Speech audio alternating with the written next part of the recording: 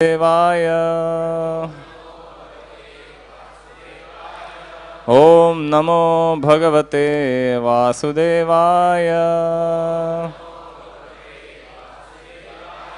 Om Namo Bhagavate Vasudevaya. Om Ajnanatimirandasya Jnananjanashalakaya Chakshurunmilitam Yena Tasmai Shri Gurave Namaha.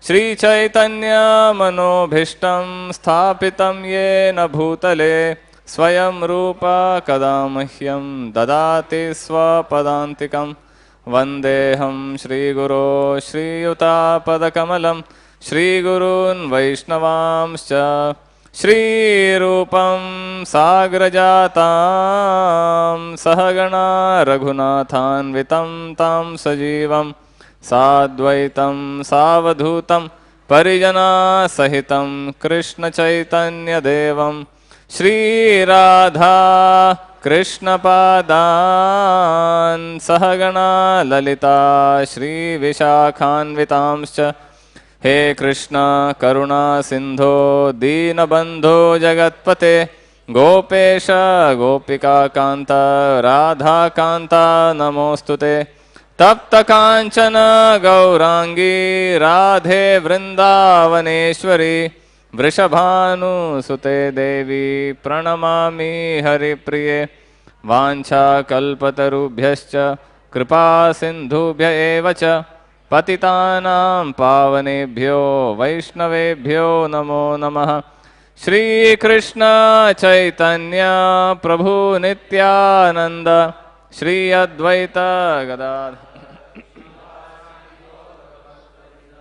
Hare Krishna Krishna Krishna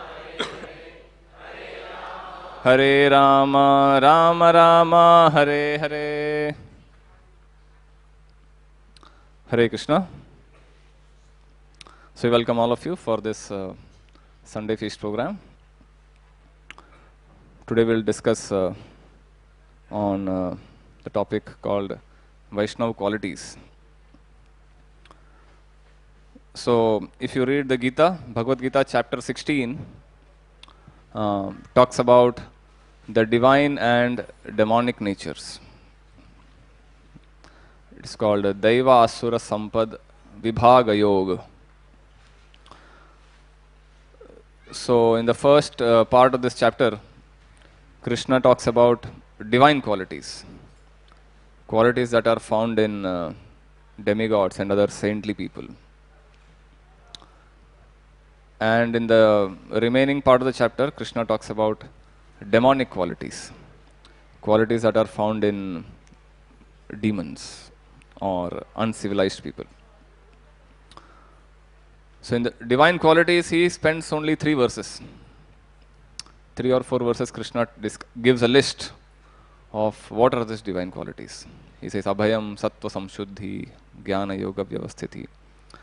Around 10-15 qualities he gives there. And the remaining whole chapter, maybe around 20 verses, 19 to 20 verses, Krishna speaks about demonic qualities. What are the demonic qualities? How they behave, how they talk, what is their attitude. So from this chapter we understand how we need to avoid cultivating demonic qualities and how we need to cultivate divine qualities. Prabhupada in his lectures and writings often used to quote this verse in the Bhagavatam. Yasyasti bhaktir bhagavati akinchana sarvair gunais tatra samasate sura. It says, one who is practicing bhagavati akinchana, one who is practicing pure devotional service,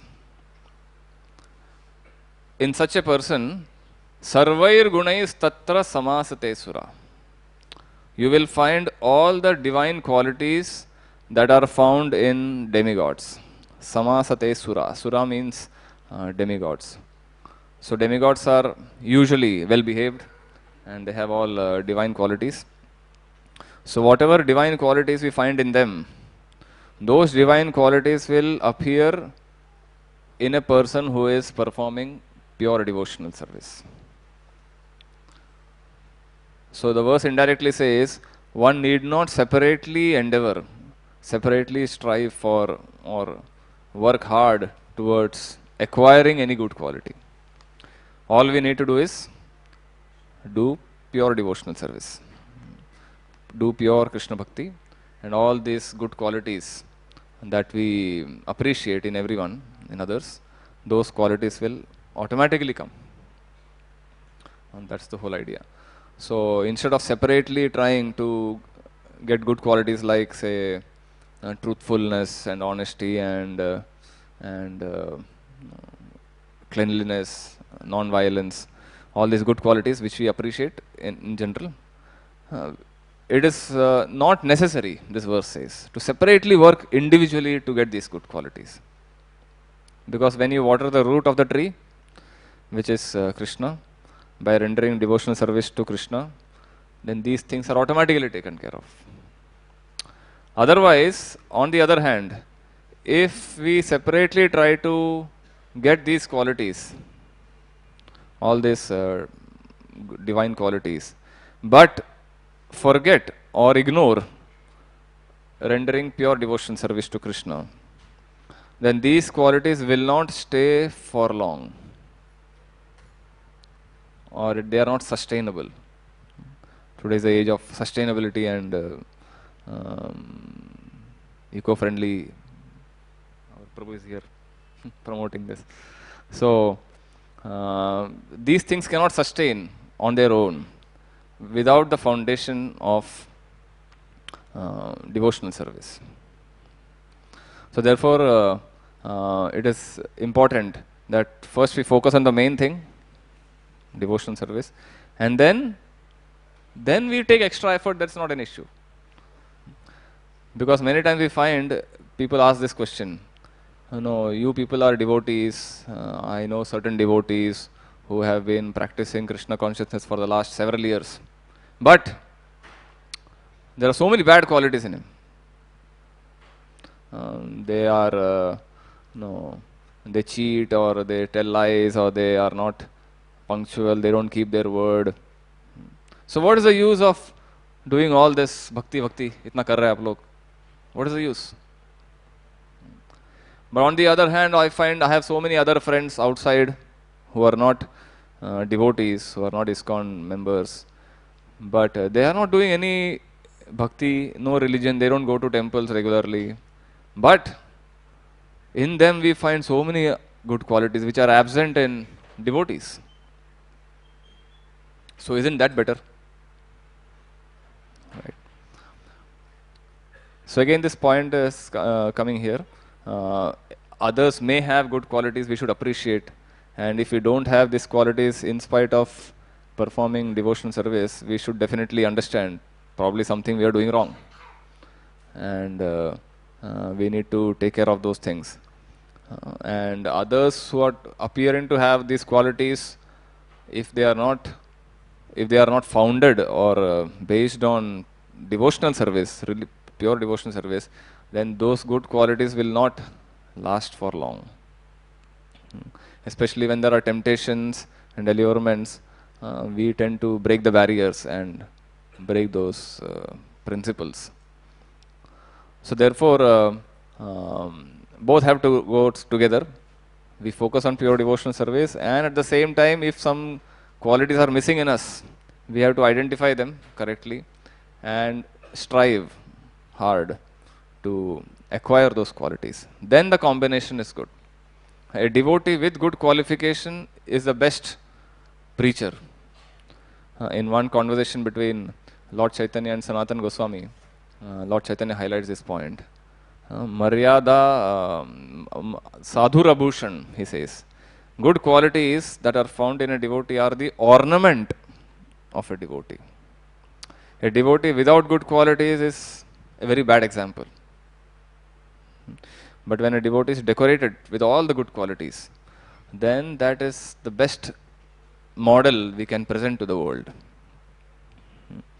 So therefore, in the Chaitanya Charitamrita you find this verse, Kaviraj Goswami, Krishnadas Kaviraj Goswami gives a list of 26 qualities, which there are many qualities, but 26 are the most important. And he says a devotee should be decorated with these 26 qualities. So, which are those 26? It's a list. He says, Kripalu Akrita Droha Satya Sarasama Nidosha Vadanya Mrudu Shuchi Akinchana Sarvopakaraka Shanta Krishnaika Sharana Akama Aniha Sthira Vijita Shadguna Mitabhuk Apramatta Manada Amani Gambhira Karuna Maitra Kavi Daksha Mauni. So what are these? Devotees are always merciful,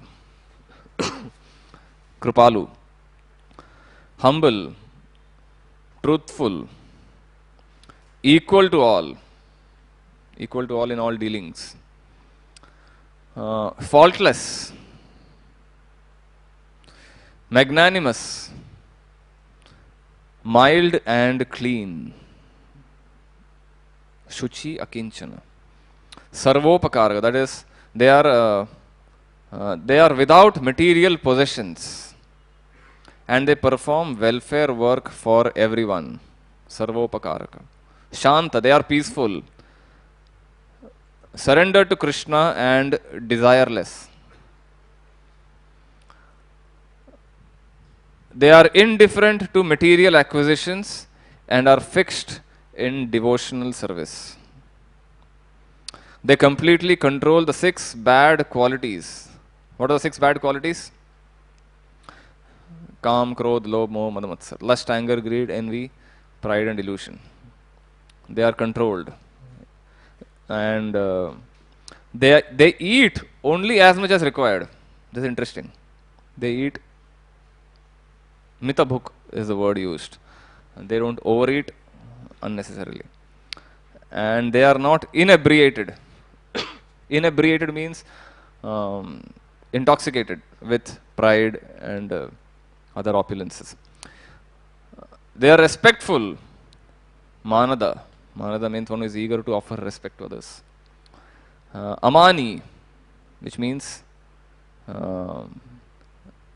don't expect respect in return. They are grave, Gambhira, compassionate, Karuna, and without false prestige. They are friendly, Maitra, poetic, Kavi, expert, Daksha, and Mauni, silent. These are the 26 qualities.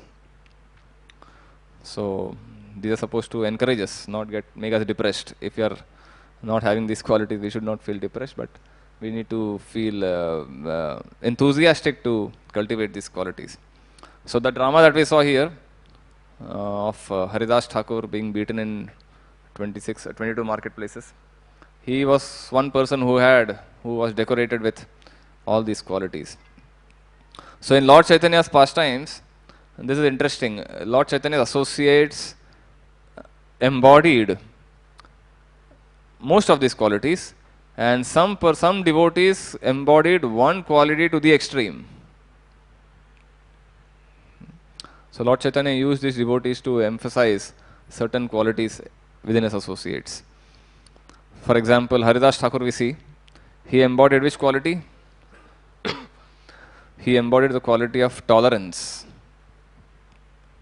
As we saw in the drama, he was arrested by the Qazi for chanting Krishna's holy names. So it is said Haridas Thakur was, some say he was born in a Muslim family, some say he was born in a Hindu family but later adopted by a Muslim family. But he was raised in a Muslim family, whatever the facts are. He was raised in a Muslim family, and somehow with the association of devotees, he developed this taste for chanting Krishna's holy names. So this is a place called Benapol, which is currently in Bangladesh.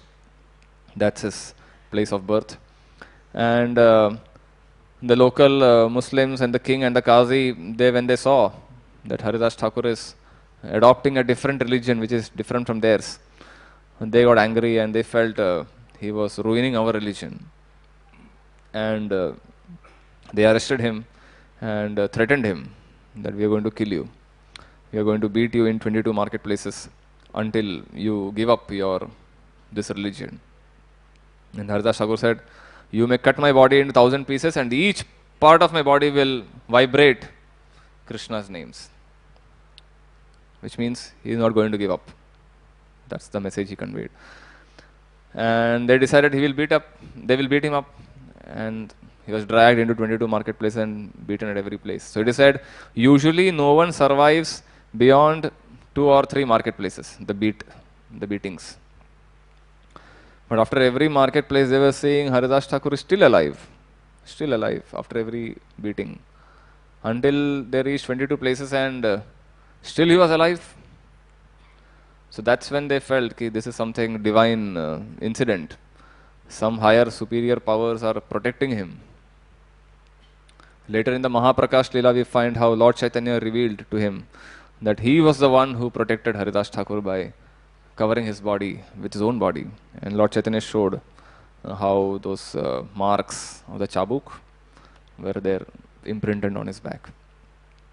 Anyway, so Haridas Thakur, when those soldiers who were beating him up, they said, if you don't die, then we will die. The king will kill us if you don't die, because we have been ordered to kill you. So he said, if my living is a cause of anxiety to you, then I will die. And then he lay there and all his heartbeat was stopped. They noticed he was as good as a dead body. And then they threw him into the Ganga. So Haridas crossed the river, went to the other part of the river, and then he continued his chanting. Later the news spread that Haridas is still alive. He didn't die. That's when the Qazi and the king got convinced that he is no ordinary person. And then they appreciated him, respected him, begged forgiveness. So Haridas Thakur embodied this quality of tolerance. So usually no one can survive, especially when someone has done some injustice to us. We feel we should take revenge and we should react, we should complain. That's natural, right? Every one of us do that. And even if we perceive some injustice, we want to react, even if it is not true. But here we find Haridas Thakur not only not complaining, but instead forgiving them and praying for their welfare. It is said Haridas Thakur was, when he was being beaten, he was praying, these people don't know what they are doing. They are ignorant. So please forgive them. So Lord Chaitanya later said, I would have immediately cut off their heads with my Sudarshan Chakra. But because you Haridas were praying for their welfare, I didn't do anything. Otherwise I would have cut their heads off. So that's devotee, tolerating the greatest insult, greatest abuse, greatest torture. Something similar to what we find in the Bhagavatam, in Prahlad Maharaj's story. Although he was being tortured by Hiranyakashipu and other demons, Prahlad was praying for them, for their welfare. And when Narsimhadev appeared and asked for a blessing, he said, please deliver my father from all the sinful reactions. So this is an interesting characteristic that we find in exalted devotees, that not only do they not take offense, but they are ready to forgive others. To some extent we may forget what someone has done to you, but to pray for the welfare of the other person is the challenge. If someone does something wrong to us, we may forgive. By intellectually we may convince, oh, let me forgive, because forgiving is good for me. Because if we harbor those ill feelings in us, then we are the ones who lose something. So in that sense we may forgive someone. But to pray for that welfare is not so easy. That's what these exalted devotees do. In another instance we find same Haridas Thakur, when he was tested by that prostitute, The prostitute wanted to seduce him. The local Khan, Zamindar, Ramchandra Khan, he wanted to spoil the name of Haridas Thakur. So this prostitute was sent there. And Haridas Thakur, by his compassionate dealings, he transformed that prostitute and made her into a great devotee. So tolerating temptations, tolerating abuse, tolerating all kinds of insults, that's the quality Haridas Thakur personifies.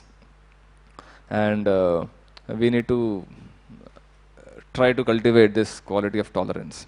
In the Gita, Krishna says, Matra sparshastu kaunteya shitoshna sukha dukkhada agama payino nitya stam stitikshasva bharata.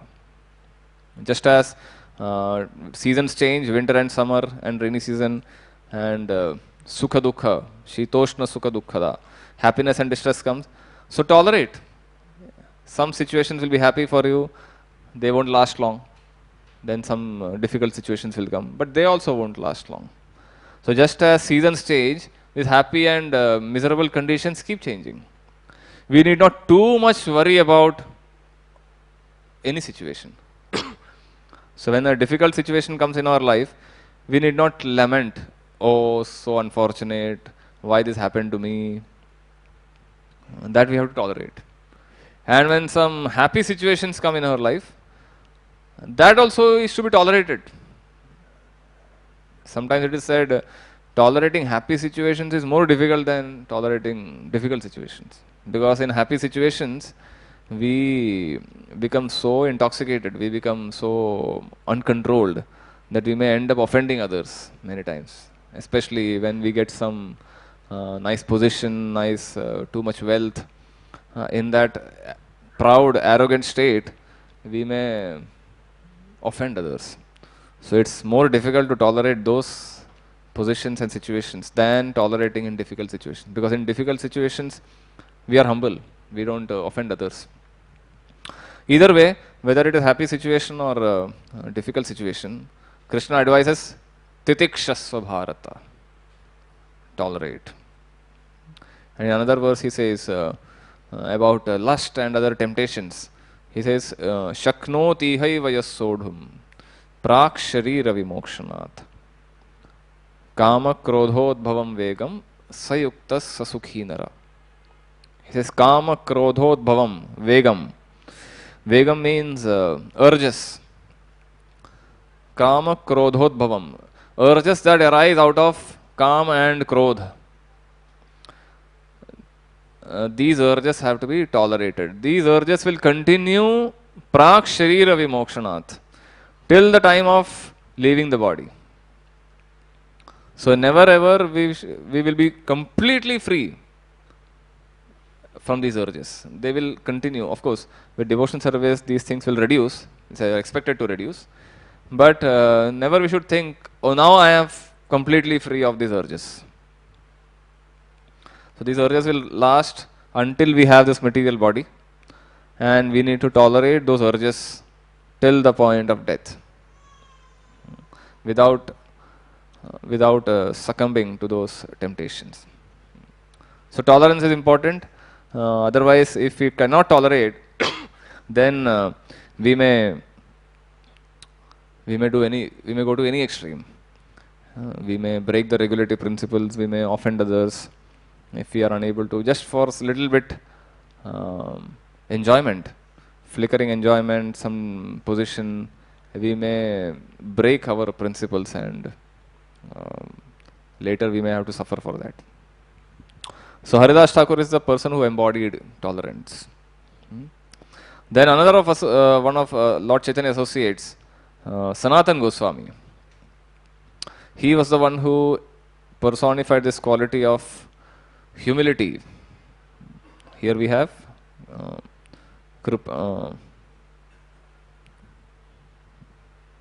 humility. There is this, it's a translation, it is there. Humility is one quality a devotee need to acquire. And Lord Chaitanya's famous formula is there. Trunadapi sunichena tarorapi sahishnuna amani namanadena kirtaniya sahari. Only in a humble state of mind we can constantly chant the holy names. Without that quality, our show of or our practice of devotional service will be mixed or contaminated. But when we are humble, then we can easily chant, call out to Krishna's holy names and make real advancement. So Sanatan Goswami's life story, if you see, he demonstrated this quality. In one of his books, he writes a nice prayer. He has written this book, Brihad Bhagavatamrit. There, the beginning of the book, he writes this prayer. By taking shelter of Lord Chaitanya's gem-like beauty, even a dull person like me can be inspired to dance wonderfully. Dull person like. So Swarup and Sanatan Goswami, these two brothers were ministers in Nawab Hussain Shah's government, kingdom. And they came from a very aristocratic, rich, wealthy family. And even they had high positions as Prime Minister and Home Minister in Nawab Hussain Shah's kingdom. So, very influential position, very amassed lot of wealth. But when they heard Lord Chaitanya has come and he has started his Sankirtan movement, they gave up everything, their position, wealth, everything, and they joined Lord Chaitanya's mission.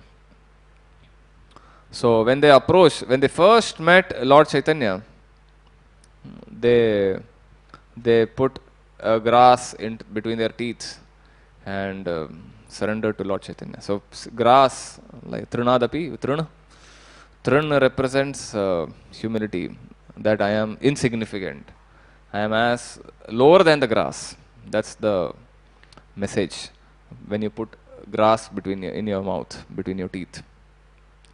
So both of them put grass between their teeth and then went to Lord Chaitanya and said, we are such low people, unqualified, we have been serving this sinful king, we have wasted our life, so, but you have saved us, you have delivered us, and they begged forgiveness and surrendered. So that demonstrated, when Lord Chaitanya saw that these two devotees are so humble, then Lord Chaitanya felt, they are the right people to continue my mission. They can be empowered with my spiritual potency and they can later on carry forward this mission. And Lord Chaitanya instructed both of them.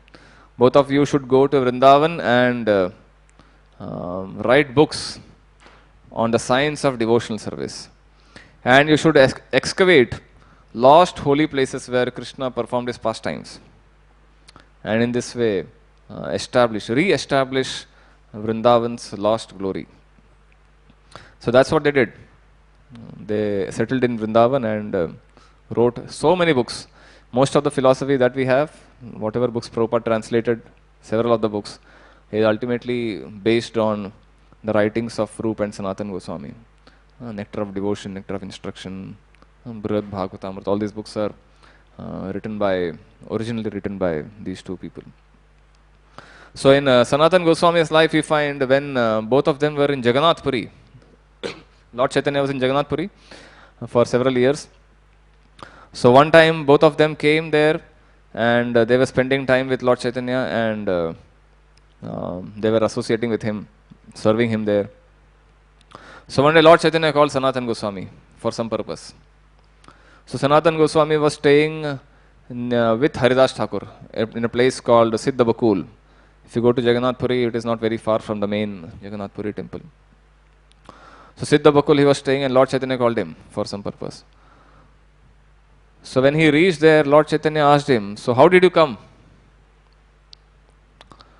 So it is said there was a direct route from Sanatan Goswami's place to Jagannath temple, and there was a long route along the beach. Those who have gone to Jagannath Puri, they will know. So it's a long route. So that road is the beach road, full of sand. So Sanatan Goswami took that long route to go and meet Lord Chaitanya.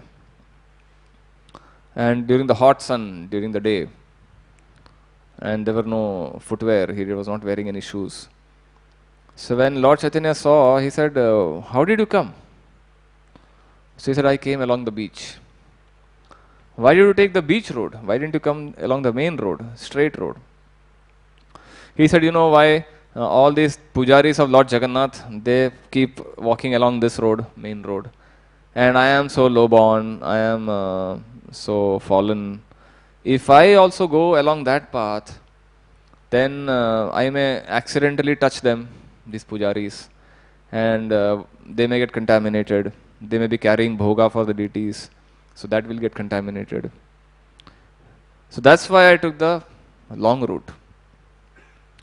But what happened by passing along the long route, Sanatan Goswami's feet got burnt and he had developed several blisters. So Lord Chaitanya was shocked to see all these injuries on his leg. But when he heard this reason, that I didn't want to contaminate the pujaris of Jagannath, that's why I took this long route. When Lord Chaitanya heard this, he was extremely pleased. And there Prabhupada writes a nice purport about deity worship. What are the standards of deity worship? He says, it is clearly indicated that priests performing deity worship should be careful to keep themselves completely pure and not be touched by outsiders.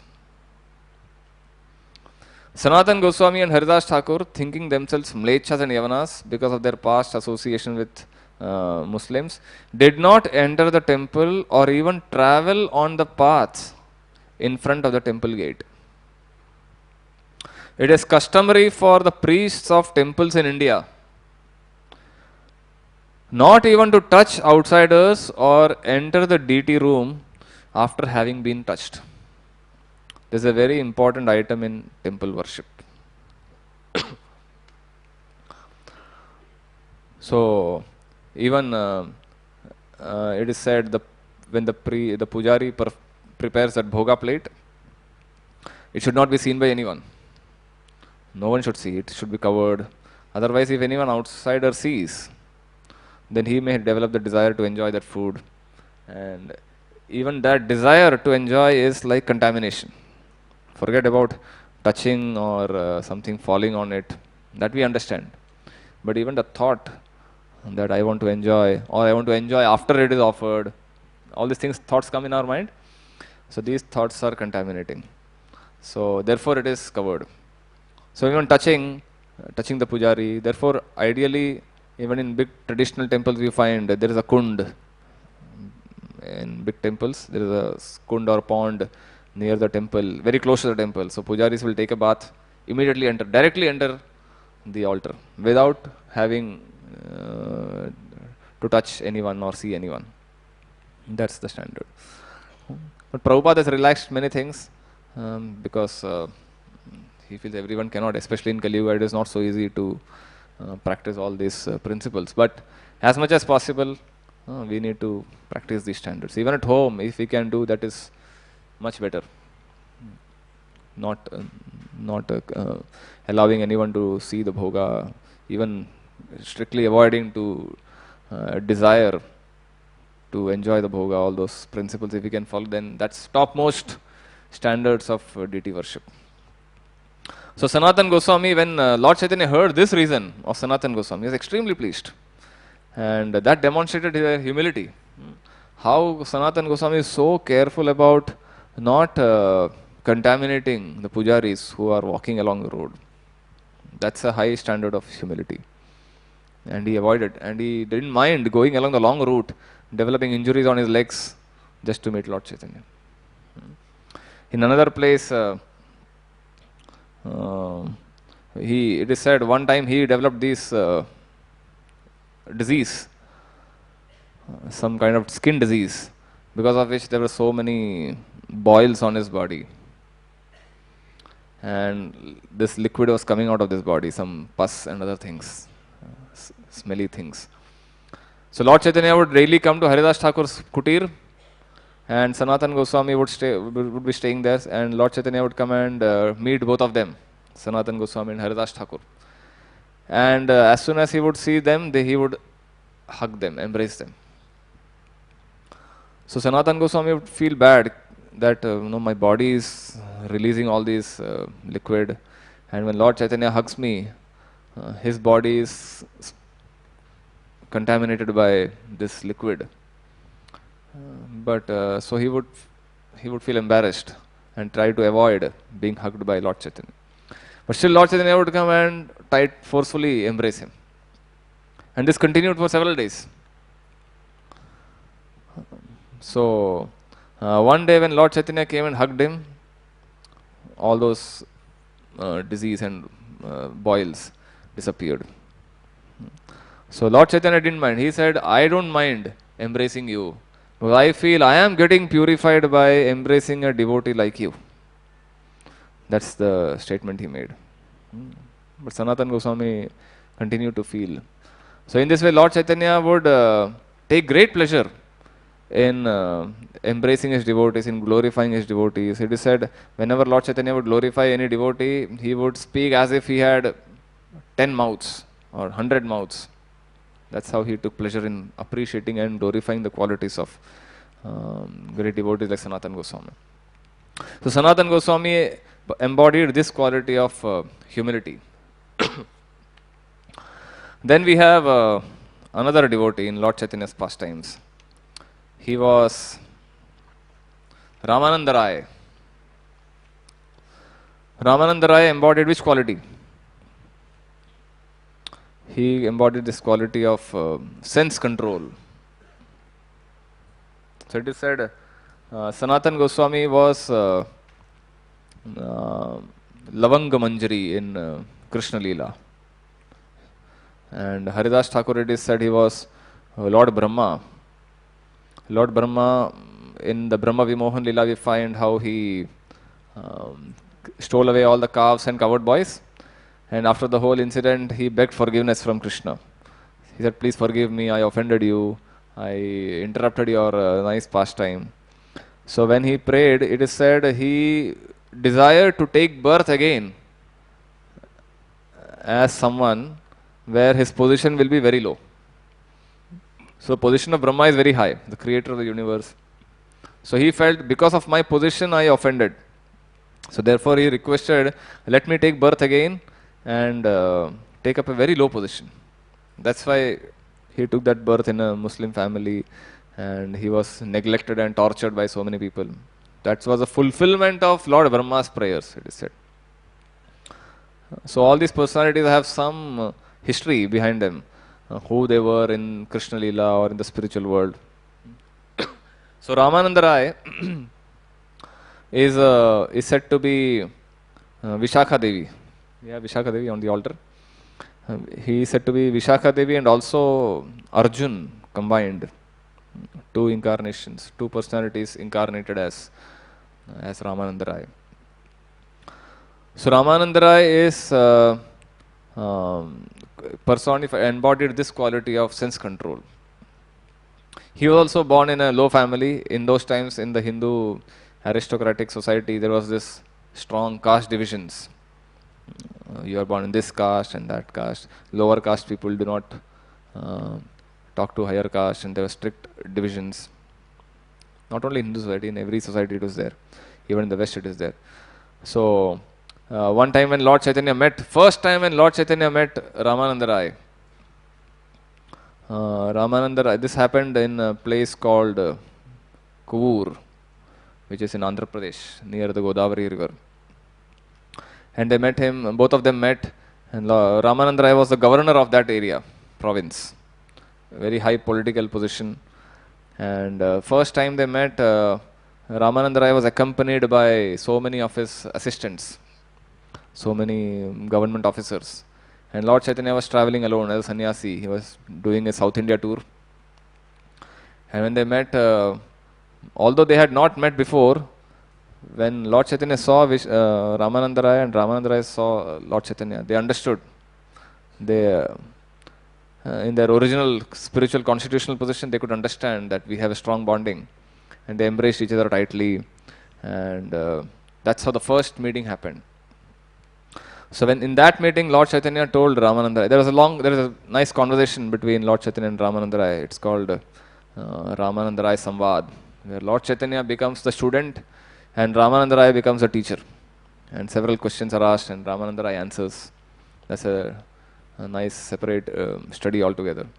So, in that conversation, Lord Chaitanya instructed Ramananda Rai that you should come to Jagannath Puri, stay with me, and um, we will discuss Krishna consciousness in greater detail. So Ramananda Rai agreed. He resigned from his position and gave up all his duties, governmental duties, and came to Jagannath Puri to stay with Lord Chaitanya. And they had the most intense discussions. It is said Lord Chaitanya's had three and a half most confidential associates, and one of them happened to be Ramananda Rai. So Ramananda Rai personifies this quality of sense control. How this happened is demonstrated in one pastime. So there was this person, person named Pradyumna Mishra. This story comes in Antya Leela of Chaitanya Charitamrita. So Pradyumna Mishra was there, and he was eager to understand the science of Krishna consciousness. So he approached Lord Chaitanya and said, I want to know more about Krishna. Please explain something to me.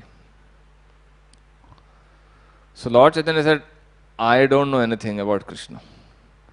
Whatever little I know, I learned it from Ramananda Rai. He is the authority on the science of Krishna consciousness. You should go to him and he will teach you. So Pradyumna Mishra says, okay, I will go to him. And then he goes to Ramananda Rai's place, and there his servant tells him, you please wait for some time. Ramananda Rai is busy with something else. So what is he busy with? So it is said Ramananda Rai had written a book called Jagannath Vallabh Natak, a drama on the pastimes of Lord Jagannath. And he wanted actors and dancers who could perform this drama.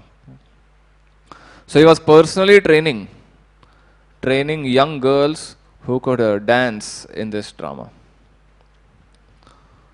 So when Pradyumna Mishra came there, he saw Ramananda Rai taking these girls to a secluded place and getting them ready. So you have to do a lot of makeup, apply oil and do all the makeup, dress them. So Ramananda Rai was the one who was dressing them up and applying the makeup, which was considered unusual. Right? Generally, young ladies would dress the young girls, right? But here he was a man who was dressing up young girls, and he was surprised and shocked. And how could this happen? How can Ramananda Rai do this? But because Lord Chaitanya had instructed him, he didn't say anything. So he came back and approached Lord Chaitanya. So Lord Chaitanya then explained to him, Ramananda Rai is not an ordinary person. Whenever he sees or touches young girls, it's like as good as touching wood. That's the feeling, or that's the mood or attitude he has whenever he deals with young girls. Not that he wants to enjoy them. So don't misunderstand him. He is an exalted person. So it is said Ramananda Rai, when he was dressing these girls for the drama, he was thinking in his original position as Vishakha. Vishakha's service in the spiritual world is to dress the gopis for the pleasure of Krishna. So Ramananda Rai, although in a male body, he was not thinking of the male. He was situated in his original position as Gopi, a Vishakha. And he was dressing those girls in that mood for the pleasure of Jagannath, for the pleasure of Krishna. So therefore, his behavior cannot be imitated. Otherwise, if we imitate, then it is risky for us. But Ramananda Rai, in his original position, was not affected by all these dealings. So then Pradyumna Mishra understood that he is the right person to teach me. And then he has a discussion with Ramananda Rai, and the discussion continues for a long time. And he understands the science of Krishna consciousness. So Uh, that's why Ramananda Rai is said to be the perfect devotee who has developed the ultimate sense control, the highest sense control. So we cannot imitate, but with the practice of sadhana bhakti, we can. We can reach the stage where we will have total control over our mind and senses. Especially in Kali Yuga, it is not easy to control the mind and senses. With so many temptations, advertisements, billboards everywhere, it is not easy. So that is Ramananda Rai personifying sense control. Then we have one devotee named Damodar Pandit. This devotee personified which quality? He embodied the quality of simplicity. I think it is there in this list. Simplicity is one of the quality a devotee should possess. Simplicity means no duplicity. What is duplicity? Duplicity means double dealings. You say something and you act in some other way. You promise something, but you don't deliver the promise. It's like there is no match between what you speak and how you act. That is considered duplicitous. So a devotee is simple in his dealing, simple and straightforward. So it is not. That's a very difficult quality to acquire, because especially in the public, we tend to behave nicely, and when we are alone, our actions could be not so good. Our actions may not be the best. So how we behave privately and publicly, that shows how simple and straightforward we are, how non-duplicitous we are.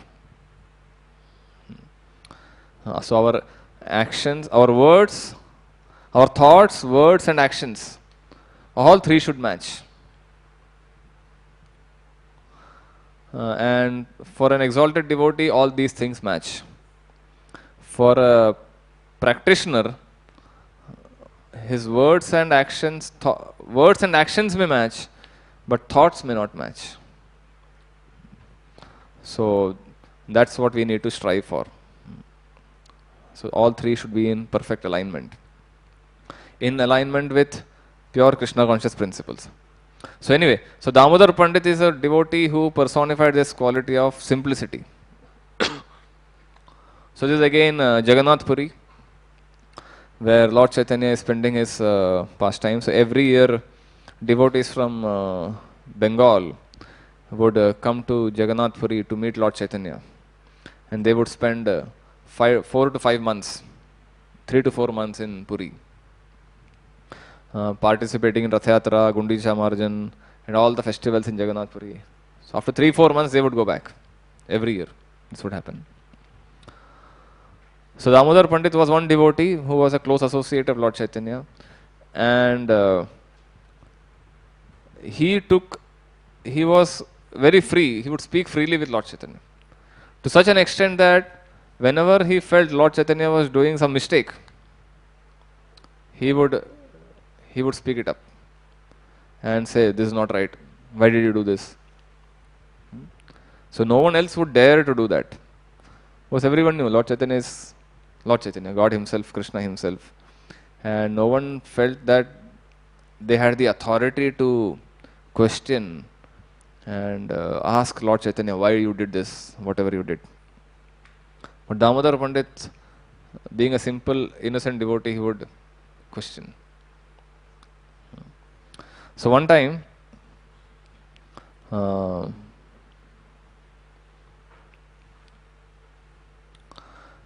there was this little boy, a small child, who would come to Lord Chaitanya every day. And he would spend a lot of time with Lord Chaitanya. He would jump on the lap of Lord Chaitanya, and Lord Chaitanya would give him nice time, play with him, give him his affection. So this child was a daughter of one young widow, and Damodar Pandit would observe this. The child is coming every day and Lord Chaitanya is giving him time. So after a couple of days, he got impatient. He said, why is Lord Chaitanya doing this? How could he do this? Because he was afraid that if this continues, then public, the general public will feel Lord Chaitanya and there is some connection between Lord Chaitanya and his child's mother, the widow. The widow is a young lady, and people may develop some misconception, misunderstanding between this Lord Chaitanya's dealings with this child. So in order to avoid this criticism of Lord Chaitanya, finally he spoke out to Lord. Why are you doing this? Don't you know what people will say?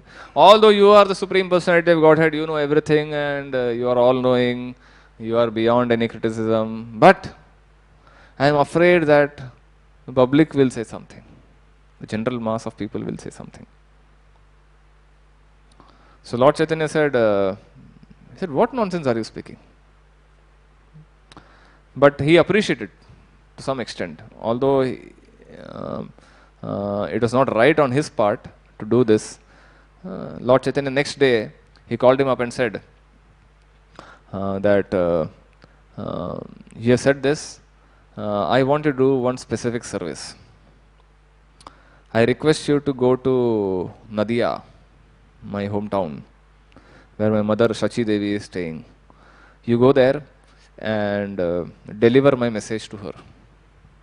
Because only you can do this. You can judge everyone impartially.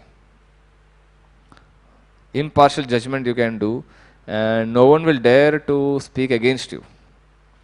So you should go there, observe everything, make sure everything is going nicely, and you should deliver my message to my mother, because she is in deep separation from me. Ever since I have left Mayapur and come to Puri, she is spending her days in great anxiety. Every day she is cooking food, offering it to me, and I come there and eat those food. But she doesn't know that I am coming and eating. Whenever I eat food, she thinks she is dreaming.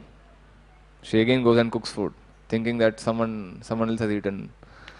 So you should go there and convince her, assure her that I am daily coming there and accepting her offerings, and in this way pacify everyone who are in separation from me. So that seva was given to Damodar Pandit.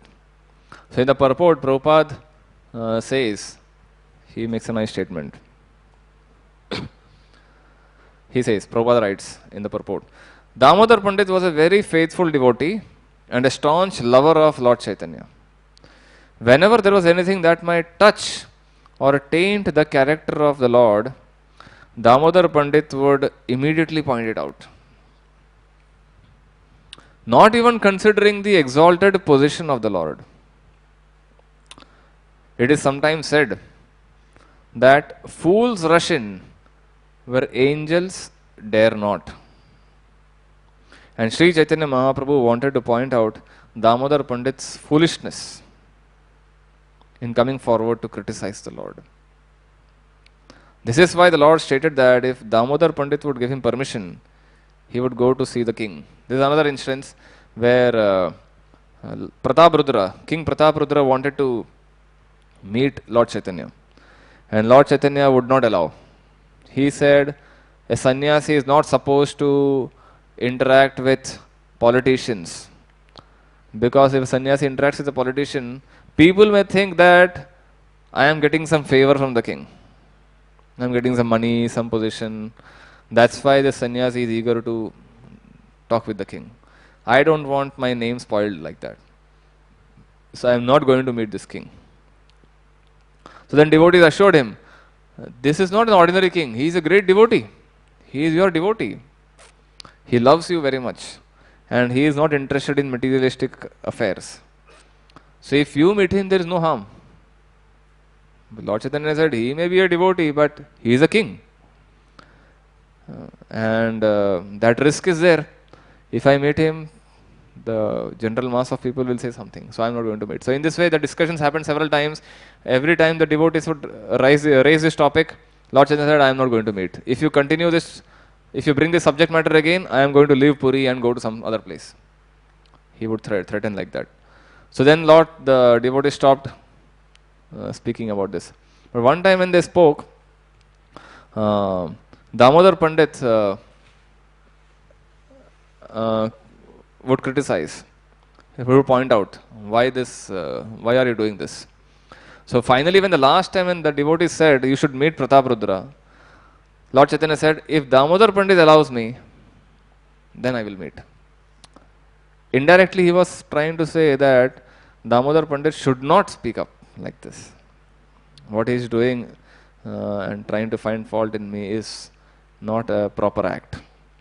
And Prabhupada says, Sri Chaitanya Mahaprabhu was considered the guide and spiritual master of all the devotees living with him.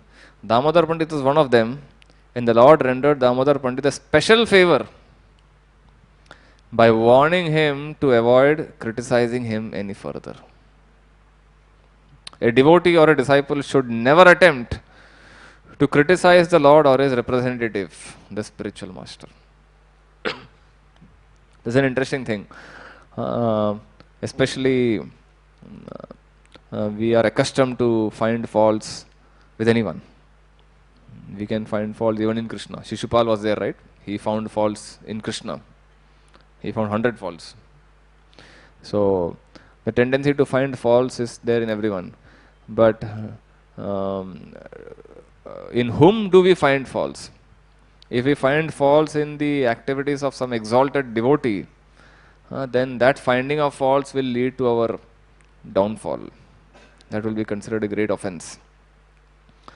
Because it is said, Vaishnavera Kriya Mudra Vigya na Buchai. The activities of a great devotee can never be understood even by the most learned scholar. Why a devotee acts in a certain way, why he speaks in a certain way, why he does certain things, it is many times inconceivable.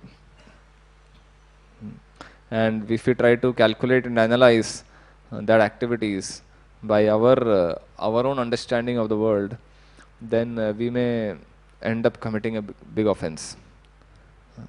If you don't understand something, better get it clarified. But commenting on such things and remarking, making remarks, criticizing, all these are extremely harmful for our Bhakti Lata creeper. In today's times, it is a habit it is considered fashionable to comment on everything. Especially with social media, we have so many facilities. On Facebook and other social media, you have that option to comment. Right? You share something and then you comment. For everything you comment. For every post, every message, every event, everyone likes to comment their thoughts. And if those comments are not positive, and especially if they are negative, then that creates such a poisonous atmosphere, poisonous feelings in our heart. Some devotee doing something, and then why did you do this? What is the authority? Where it is said? Where in Shastra it is said? Where has Prabhupada said? And then we start finding faults and criticizing, and that the message spreads, and there's so many negative vibrations spreading. So we need to be careful about speaking and commenting and sharing these kind of negative messages. Especially finding faults in the activities of some exalted devotees should be extremely careful. We should carefully avoid them. So Damodar Pandit's quality was appreciated, his simplicity was appreciated, but his criticizing the Lord was not appreciated. But we can learn this quality of being simple and straightforward, being innocent, simple and straightforward. That quality we need to develop. And that's not an easy thing to develop, but by practice we can develop. So that is Damodar Pandit. We will take one more quality of one another devotee among Lord Chaitanya's associates. This is Raghunath Das Goswami. Raghunath Das Goswami embodied which quality? He embodied the quality of renunciation, vairagya. So it is said Raghunath Das Goswami was born in an extremely rich family. His parents and uncle were Hiranya Mujumdar and Govardhan Mujumdar. They were the landlords of that town, and they had huge masses of land. They were collecting taxes, huge amount of taxes every year, and extremely rich family. And Raghunath Das Goswami was the only son. He was going to inherit all the wealth that his parents had accumulated. But because of his association with Haridas Thakur in his childhood, he developed great renunciation towards material affairs, material activities, material ambitions. So when he was a young man, his parents tried to arrange his marriage, but he was least interested in marriage. And he was trying to run away from his home and trying to go and meet Lord Chaitanya. So his parents would catch him after sending guards, get him back, tie him up, lock him inside a room, and after some days he would again try to run. This back and forth continued for several times. And one day Lord Chaitanya advised him, don't be like a monkey. Monkey, what is that? Markata Vairagya. You should stay at home, get married, take care of your parents and wife, and when the right time comes, you can join me. But right now, you should not artificially try to renounce everything. So Raghunath Das Goswami followed that advice. He stayed at home, took charge of the wealth and other activities of his parents. And once they were convinced that Raghunath Das Goswami is doing everything nicely, they stopped keeping the guards. Otherwise, they had guards who would take care of Raghunath from running away. So once they were convinced that Raghunath is going to stay with us, they let loose the guards, and everything was going nice. One day he got an opportunity to join Lord Chaitanya's mission. So when that opportunity came, he escaped from home and gave up everything and joined the mission of Lord Chaitanya. And it is said the kind of renunciation he practiced in Jagannath Puri, when in the association of Lord Chaitanya, is the most highest type of renunciation which no one can imagine to practice. So when the Raghunath Das Goswami reached Jagannath Puri, his parents would send money for his maintenance and other expenses. So initially he started accepting that money, donation. And instead of using it on himself, he would organize big feasts and invite Lord Chaitanya and other associates to come and participate in those feasts. So this continued for some days, and then he stopped. He thought this is not good. This is not right. I don't want to use this money for unnecessarily feeding this karmi, this sinful money. He thought it is sinful money. I don't want to use this sinful money and feed Lord Chaitanya and his associates. So he stopped that practice. So when Lord Chaitanya came to know this, he inquired, why did Raghunath stop this? So his secretary, Swarup Damodar Goswami, informed him, this is what Raghunath Das Goswami thinks. He was not Goswami at that time, I think. He said, this is what Raghunath thinks, that this is sinful money, so therefore he has stopped feeding you. So Lord Chaitanya, this is very good. This is ideal. This is a good renunciation practice. So then what is he doing now? He asked. So now Raghunath goes to Jagannath Puri main temple. There at the Simhadwar he stands there and he begs for alms. That's what he does. So Lord Chaitanya appreciated that. Oh, this is good. So after some days passed like this, and Lord Chaitanya again asked, so what is Raghunath doing? I don't see him near the gate of Jagannath temple. So Swarup Damodar Goswami explained to him, Now Raghunath thinks that standing at the Simhadwar of Jagannath temple and begging for money is like prostitutes' activities, waiting for the customers who will give me money, who will give me money. So therefore Raghunath thinks it is not good. Therefore he gave that up. So then what is he doing now? Lord Chaitanya asked. Now he stands near the place where all the leftover rotten Mahaprasad of Jagannath that is thrown. So, so all this prasad, once it is rotten, 3-4 days old prasad, that is thrown in one place. So Raghunath is standing there, and all these cows are there.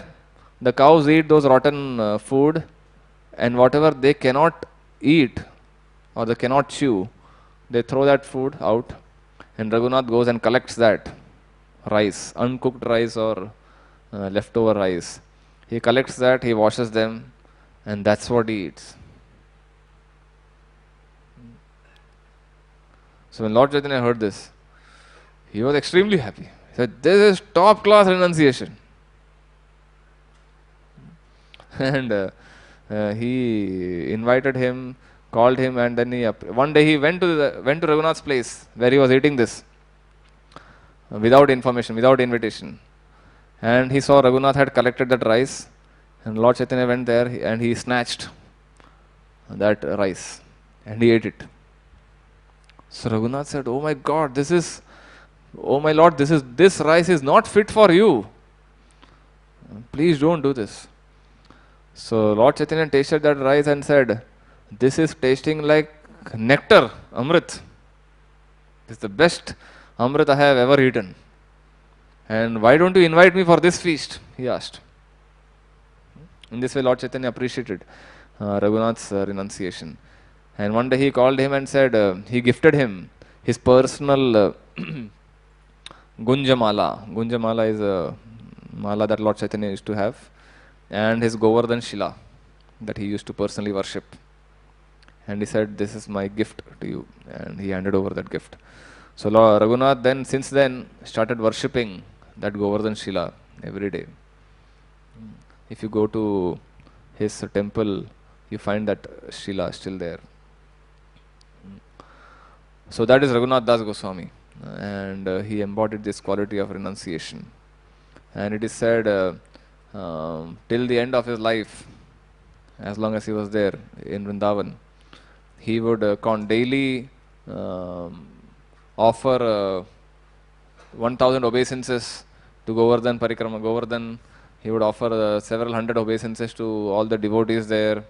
He would chant continuously, almost 20 to 22 hours every day. And that's how he spent. And he would discuss the pastimes of Lord Chaitanya and narrate them to Rup Sanatan Goswami and all the other devotees in Vrindavan. Because Raghunath was staying in Puri and he had seen Lord Chaitanya's activities, most of the activities. And the devotees in Vrindavan were not able to see what Lord Chaitanya's pastimes were happening here. So Raghunath would describe all the pastimes that he had personally witnessed, that he had heard from others, and he would do that discussion for all the devotees in Vrindavan. So one of those devotees who heard Lord Raghunath Das Goswami speaking was Krishnadas Kaviraj Goswami. And after hearing from Raghunath Das Goswami, Krishnadas Kaviraj wrote the book Chaitanya Charitamrita. So in that way, Raghunath Das Goswami's contribution is there towards the production of Chaitanya Charitamrita. So several devotees we have in Lord Chaitanya's pastimes, each of them embodying one devotional quality in a great manner, in an exemplifying manner. And all these devotees are not ordinary people. Most of them are descending from the spiritual world. They are either gopis, manjaris and sakhas of Krishna in Vrindavan. And they came here to assist Lord Chaitanya's pastimes in this material world and establish certain principles. And the Goswamis wrote books, several books. Raghunath Das Goswami also wrote several books. There is one book called Manas Shiksha, written by Raghunath Das Goswami. Shiksha for the mind. How the mind is a crazy thing and how we need to control the mind. Prayers to the mind. So all these are valuable books these Goswamis have written. And if we can get time and study these books, study these teachings, and apply them in our lives, we can benefit in a great manner. So, I'll stop here. Any questions anyone has? Or we can have Kirtan soon.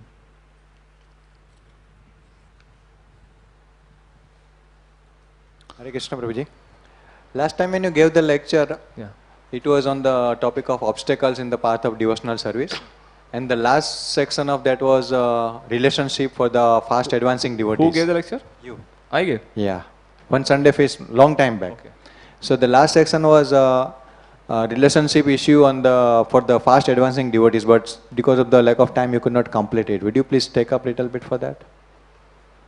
It's totally different from this. Relationship? For the fast advancing devotees, the main obstacle is relationship. That's what you said, but you could not elaborate it.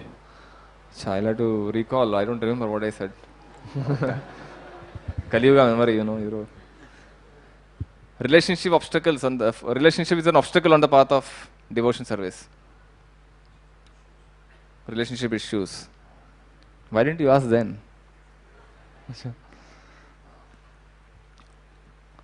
That's a big detailed topic. I mean, you'll have to specify the exact thing. You spoke on the obstacles for the path of devotional service, and the first two topics you spoke was like on the beginners and the Madhyama guys. Then those who are very fast advancing devotees, the main issue you did not mention, but I asked you the question that at least you list the thing. So you said it is a relationship issue. Okay. So one, if I remember properly, one thing is maintaining cooperation among devotees.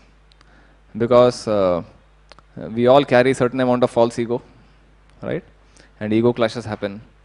So especially when we have a mission, superior mission that we need to carry out, then we have to keep these egos aside and work towards the mission.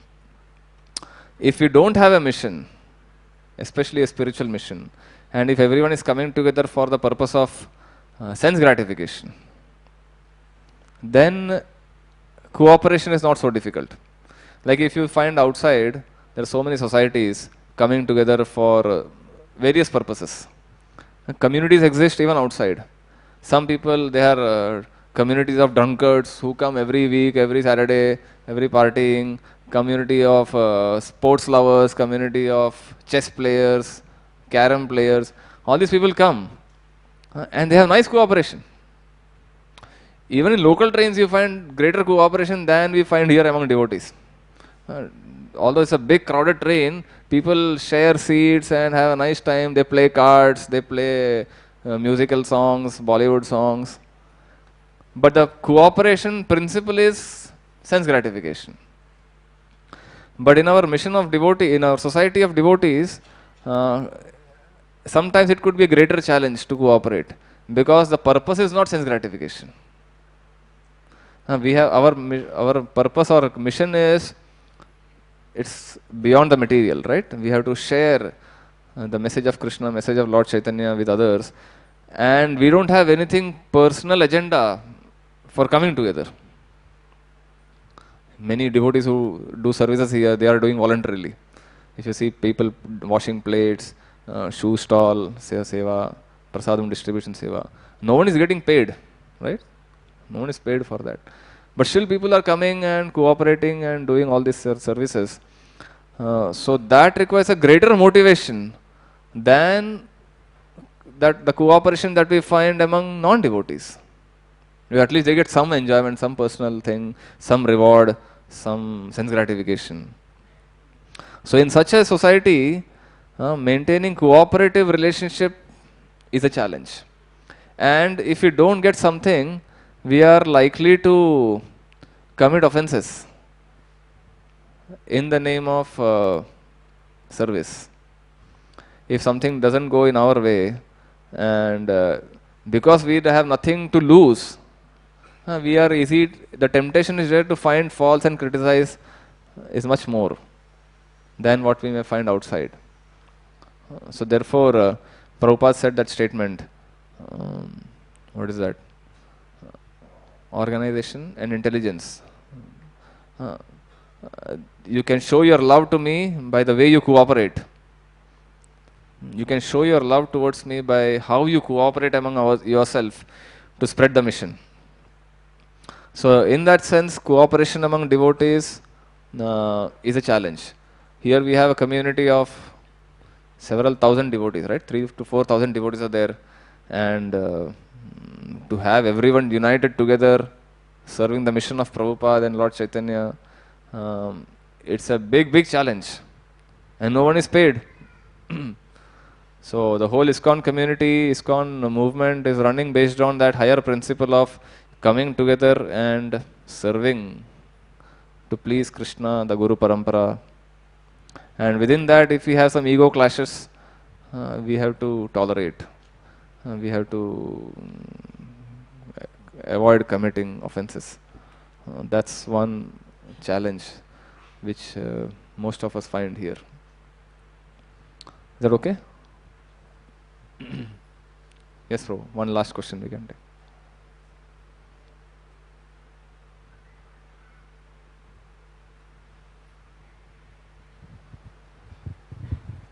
Haribol. Hare Krishna, Prabhuji. Yes, bro. Prabhuji, this is regarding principally you told the Amodar Pandit representing simplicity. Prabhuji, it is not clear in the sense that should we be finding faults with the aim to improve the other person, or should we be? I mean, it is confusing actually. Yeah. I didn't clarify probably. Simplicity is needed. We need to be straightforward in our dealings, but we need to be non-offensive. What happens many times is we are straight but rude. In the name of straightforwardness, we end up speaking rudely, which leads to offenses. Or the other extreme is in order to avoid rude answers or rude reply, we suppress ourselves and don't speak up at all. So the balance is we have to be straight and polite. Instead of, in the name of humility, we need not suppress ourselves, suppress our feelings, suppress our emotions, and don't speak up anything. We keep on tolerating and getting tortured, and a point comes where we explode and offend. So if we speak up in the right mood, right attitude, straightforward, simple, express our emotions without being rebellious and harsh, that kind of simplicity is appreciated.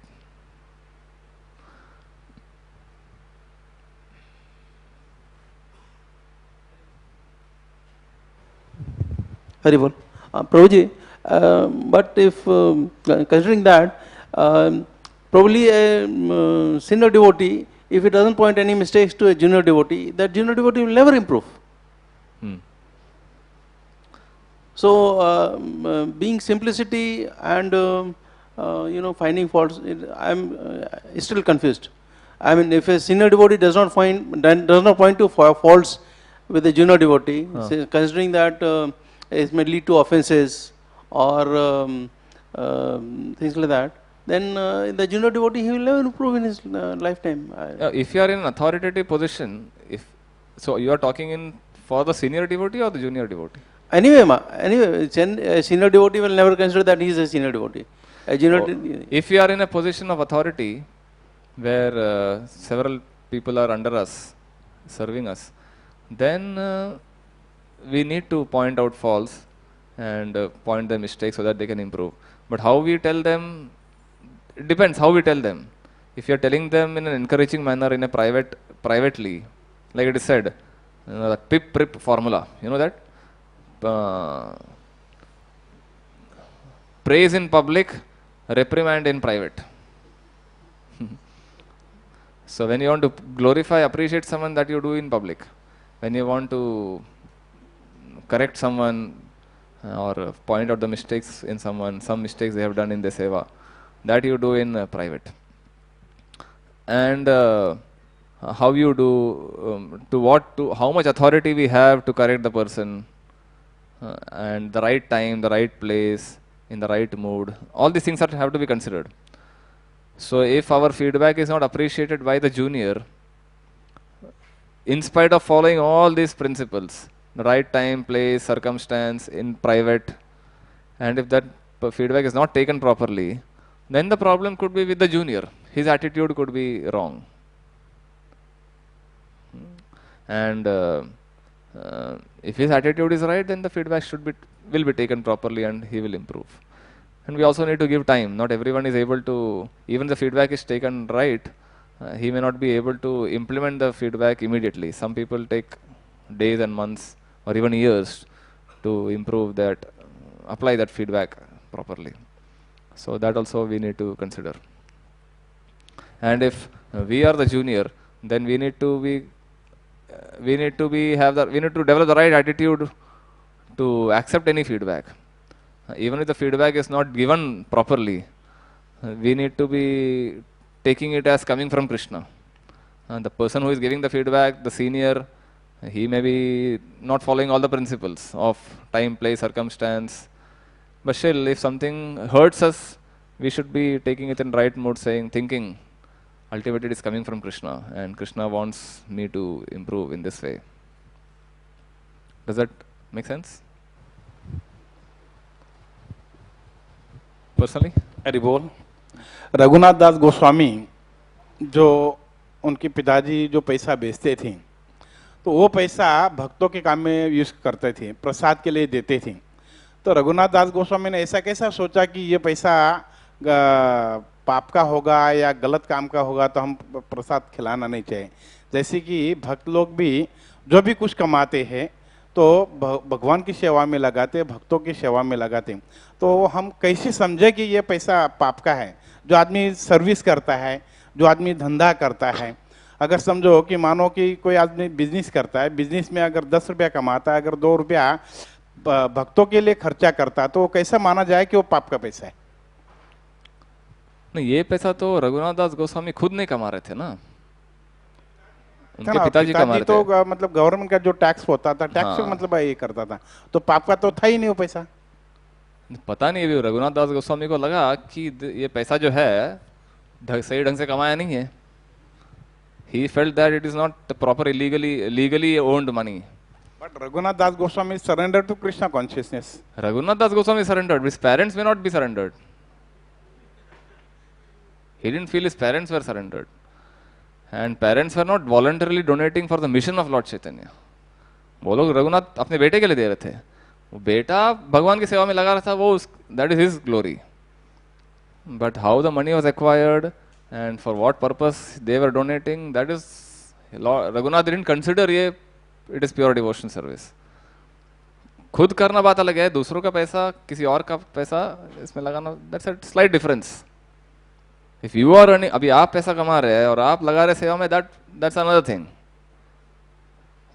Just like for example, if you are getting money, some donation from some illegally owned, कोई कुछ गलत काम करके समझो किसी ने पैसा दिया, वी शुड बी केयरफुल ये पैसा इसमें लगाना है कि नहीं। जैसे कई बार बड़े मीट इंडस्ट्री या गैम्बलिंग इंडस्ट्री, ये लोग कभी कभी डोनेशन देते हैं पैसा, बट सम डिवोटीज फील कि ये यूज़ नहीं करना चाहिए, भगवान के लिए दे रहे पैसा, लेकिन उनको लगता है कि ये सही नहीं है, डोनेशन लेना नहीं चाहिए। तो that depends on individual, we can not say blanket rule कि ये गलत है या सब सही है। From depending on time, place, circumstance, we need to decide whether it is right और रॉन्ग। जय श्रील प्रभुपाद की।